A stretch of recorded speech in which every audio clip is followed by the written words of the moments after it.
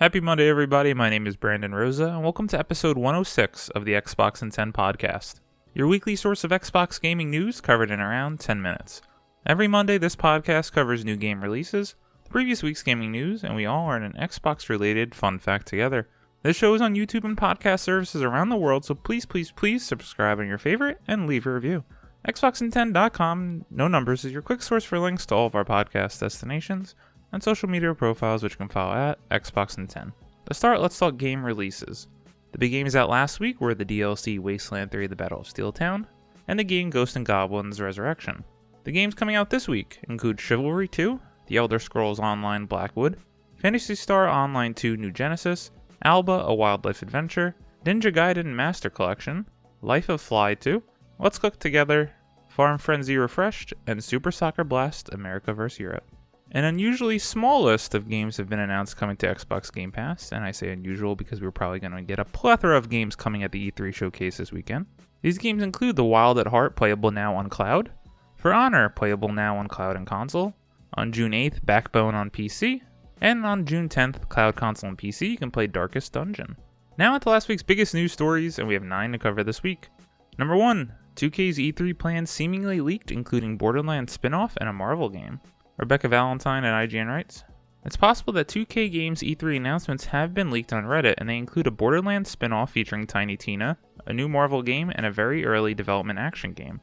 According to a Reddit post that received a nod on Twitter from Bloomberg journalist Jason Schreier, 2K's E3 announcements may include a Borderlands universe title codenamed Daffodil, potentially dubbed either Wonderlands or Tiny Tina's Wonderlands, both of which are already trademarked by 2K. It's said to be in a similar gameplay style to other Borderlands games and features playable multi-class heroes. Another potentially leaked announcement is a new game from Firaxis, said to be a turn-based action game using Marvel characters. According to the leaker source, it was described as, quote, XCOM with Marvel heroes, end quote. It may feature some, quote, famous actors, end quote, voicing characters. Also in the leak is something the source called Codename Volt, an action game that seems to be in really early development and was described as Cthulhu meets Saints Row. It was unclear as to what studio was developing the game, though the leaker pointed out last year a different leak revealed Hangar 13 was working on an open-world sci-fi title with supernatural elements, which may be it. Finally, there's the unsurprising NBA 2K22 with Dirk Nowitzki on the cover, though other athletes could also appear on other editions. For now, these are all just rumors, sadly. 2K has said officially that they have a total of 21 games planned for release between now and March, 4 of which are immersive core releases, and 2 of which are from new franchises.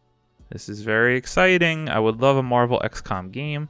I'm not usually into those kind of games, but oddly enough, Super Mario Rabbids was one that got me pretty much into it. I'd love to see what they could do with those Marvel characters. I love the idea of a new IP, and more Borderlands is good for all the fans. I haven't really gotten into one since 2 though.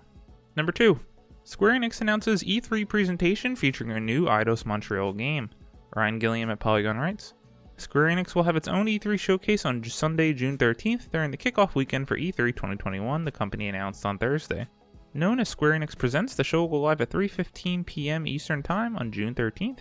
In its announcement, Square Enix called out a few items that will appear in the showcase, most notably a world premiere coming from Eidos Montreal. The showcase will last around 40 minutes, and fans can watch on YouTube or Twitch. Eidos Montreal is the studio behind Deus Ex Human Revolution and Deus Ex Mankind Divided. After Mankind Divided's launch in 2016, Kotaku and Eurogamer reported that Eidos Montreal is working on a new Marvel project rather than continuing with the Deus Ex franchise. The studio's next game is reportedly based on Guardians of the Galaxy. Square Enix will reveal more than Eidos Montreal's latest title in its E3 2021 presentation. The showcase will feature updates on Babylon's Fall from Platinum Games, Life is Strange 2 Colors from Deck 9, and Marvel Avengers from Crystal Dynamics. The latter will consist of details on the upcoming Black Panther War for Wakanda expansion, which will finally add Black Panther to the game. For me, I'm very excited at the idea of a Guardians of the Galaxy video game developed by Eidos Montreal. I haven't played their games, but they do have pretty good critical acclaim, and I hope they learn from the mistakes of Marvel's Avengers. As a huge MCU fan, it still blows my mind that I haven't even picked up the game past the demo. I also love Life is Strange, so I can't wait to see more of True Colors for this year. Number 3, don't expect Saints Row, Time Splitters, Dead Island 2, or Metro at E3 2021. Liam Wiseman at IGN writes, with E3 just under a week away, hype is at an all-time high for new reveals and updates on long-awaited games. The 4 video game series you won't be seeing this E3 are Saints Row, Time Splitters, Dead Island 2, or Metro. In a tweet from games publisher and developer Deep Silver, the company took a moment to let fans know that its parent company Koch Media has announced that none of these games or series will be at their E3 event or any other E3 2021 event. Koch Media is holding their Koch Premier Gaming Stream press conference on June 11th, so this was clearly announced ahead of the time to quell any fan backlash as a result of not seeing any updates on these fan-favorite games and series. In another tweet, Deep Silver confirmed that we'll let you know when we have news to share. I think it's good that a lot of these companies are trying to set expectations, as hype and expectation can get out of control, especially around seasons like E3. I have a little bit of nostalgia for Time Splitters and the original Dead Island game, but besides that, Koch Media doesn't have too many franchises that I'm personally interested in. Number 4, Ubisoft Forward starts E3 2021 with Rainbow Six Quarantine and Far Cry 6. ONS good at Polygon writes, Ubisoft's E3 showcase spotlighting new games Rainbow Six Quarantine and Far Cry 6 kicks off E3 week presentations on Saturday, June 12th at 3 p.m. Eastern. Far Cry 6 has already gotten a preview event, but very little has been revealed for Quarantine, which will be the first mainline game in the Rainbow Six franchise since 2008's Rainbow Six Vegas 2. 2015's Rainbow Six Siege, although very popular and strongly profitable, particularly as an esports title, is a multiplayer-only variation on the Rainbow Six brand of tactical assault.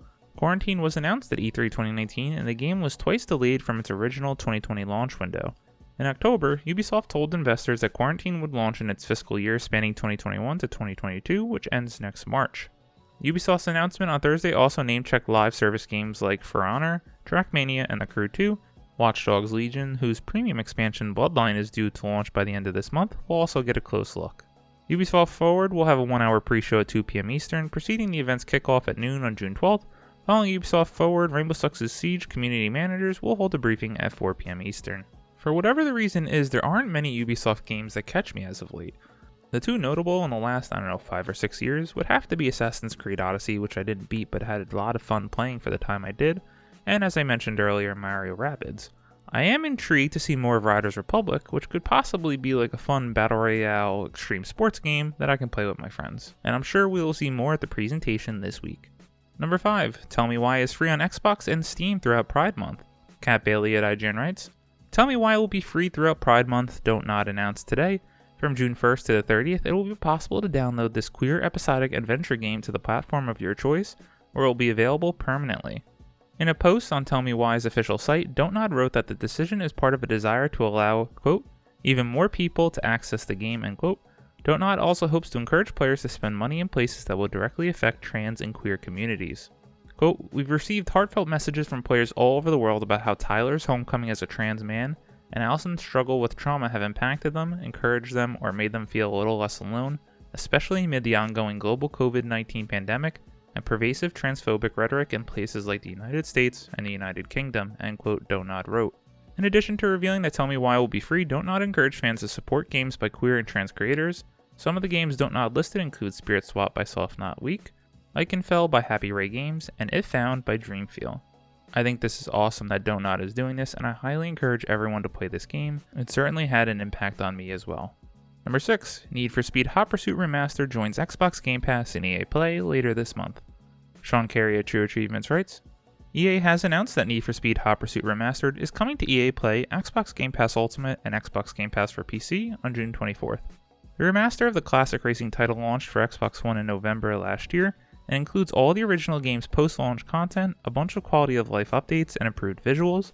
Need for Speed Hot Pursuit Remastered also received an update on Xbox Series X that improved resolution and performance. Had to throw this one in as it is a big piece of nostalgia for me, as I loved the original Hot Pursuit games on the GameCube but never played the remastered.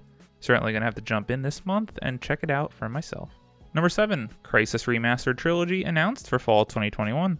Adam Bankhurst at IGN writes, Crytek has announced that remasters of Crysis 1, 2, and 3 will be bundled together as the Crysis Remastered Trilogy and as standalone purchases in fall 2021. Crytek shared the details on this new and enhanced collection that is being optimized in partnership with Saber Interactive, revealing that it will be available on PlayStation, Xbox, Nintendo Switch, and PC. All 3 Crysis games will play even smoother on PS5 and Xbox Series X and S. Crysis Remastered was released in 2020 after a delay due to mixed fan reaction to leaked footage of the game. Many reacted positively to the improved visuals, and it's safe to assume these new remastered will benefit from the troubles of the first. In addition to a number of visual improvements, the first Crysis also includes high-quality textures up to 8K, HDR support, temporal anti-aliasing, screen space directional occlusion, SSDO, global illumination, SVOGI, state-of-the-art depth fields, new light settings, motion blur, parallax occlusion mapping, screen space reflections and shadows, SSR and SSSS, as well as new and updated particle effects and more. Furthermore, Crysis Remastered features ray tracing on PCs with NVIDIA RTX GPUs, Xbox One X, and PS4 Pro. I can't remember if I enjoyed my time playing Crysis 2 or 3 back on the 360, but the idea of going through the entire trilogy has my interest piqued. There's also some very interesting rumors going about that Microsoft might be acquiring Crytek and the Crysis franchise, but I guess we'll see that at E3. Number 8, No Man's Sky visuals overhauled with free Prisms update. Sean Carey at True Achievements writes, No Man's Sky has received yet another free update. No Man's Sky Prisms is free to all owners and significantly overhauls virtually every aspect of the game's visuals. Hello Game Sean Murray explains over on the Xbox Wire that, quote, planets, skies, stars, creatures, the weather, space stations, and more, end quote, have all received visual upgrades. When out and about exploring planets, you'll come across new weather effects, such as rain which refracts the light, and surfaces that become slick and wet. Caves have also been updated with new lighting effects, more detailed environments, and will be more varied when generated. Murray also notes that furry's been added to some of the critters you'll encounter throughout the game, and that flying creatures such as giant beetles, flying worms, and colossal butterflies can be adopted as companions and ridden through the sky. Interiors for space stations and freighters have also been updated. You'll notice more detailed surfaces, better reflections, and volumetric lighting. Xbox Series X and S players will find detailed reflections, improved lighting quality, more detailed biomes, and more. Windows PC players with a compatible NVIDIA graphics card can take advantage of DLSS, potentially seeing their frame rate double. On paper, and in all the videos I've seen, No Man's Sky is a game that I would absolutely love if I sunk my teeth in, but I just haven't given it a chance after the disappointing reveal and coming out that the game had years back. I've loved all the free updates that they've put out, and I'll really have to try and find some time eventually to carve out and give this game a chance. And number 9, Microsoft confirms Xbox Series X will support AMD's new super sampling tech Fidelity FX Super Resolution. Stephanie Noonley at VG247 writes, Xbox Series X will support AMD's answer to NVIDIA DLSS. AMD will release its expanded version of the Fidelity FX sharpening tool dubbed Fidelity FX Super Resolution, or FSR, on June 22nd. With this news, Microsoft has confirmed to IGN that Xbox Series X will support the AMD tech. Quote, at Xbox, we're excited by the potential of AMD's Fidelity FX Super Resolution technology as another great method for developers to increase frame rates and resolution, end quote, a Microsoft spokesperson told the site. Quote, we will have more to share on this soon, end quote. Microsoft incorporated the original Fidelity FX tools into the development kits for Xbox Series X and S, which allowed developers to utilize platform-centric optimizations from the kits. Fidelity FX Super Resolution uses upscaling modes, balanced performance, quality, and ultra quality, each with a focus on achieving either higher image quality or increasing the frame rate in games, according to IGN. FSR is similar to NVIDIA's DLSS as it upscales to improve performance and frame rate in games. Now, while a lot of this goes over my head, and after reading some discourse online that some of this will have to be the proof in the pudding once we see it, it is cool to see that this tech could be possible on the Series X, and to me, anything that could help improve image quality or increase the frame rate is a bonus to me. As always, we end our show with a fun fact about Xbox, and while this game has appeared on Xbox Game Pass, it's not really a fun fact, but more of an embarrassing fact. Credit to IGN.com. An Among Us shaped chicken McNugget just sold for nearly $100,000. Joe Screbbles writes, after JPGs and trading cards, it seems we may have a new entrant into the 2021's list of unexpectedly huge at auction items, the humble chicken McNugget. Case in point, last night a nugget shaped quite like a character from Among Us sold at auction for $99,997. Garnering 184 bids on eBay, the McNugget, which was listed under the title McDonald's Among Us shaped nugget from BTS meal, finally sold for almost $100,000, despite starting at a 99-cent opening price on May 28th. To me, this is proof in the world that there are just some people that have far too much money and don't know what to spend it on. I don't really know what else to say other than that. Thank you all for listening to the Xbox in 10 podcast, your weekly source of Xbox gaming news covered in around 10 minutes. If you like the show, please subscribe on your favorite podcast service, share with your friends, leave a review, and follow on all social media at Xbox in 10. Thank you to all the loyal listeners that listen in each week. Last month was the second biggest month in the show's history, and I thank each and every one of you that listens. This past week, I've continued playing through the Mass Effect Legendary Edition on my journey through Mass Effect 1, and I'm absolutely loving the game and the franchise all over again. I cannot wait to get to Mass Effect 2, hopefully by the end of next weekend, E3 is going to take up some of that time, but starting back on my journey for one of my 3 favorite games of all time is something I cannot wait to get to. My name is Brandon Rosa. You can follow me on Xbox at Brosa93. I hope you all have a great week, stay safe, and keep on gaming.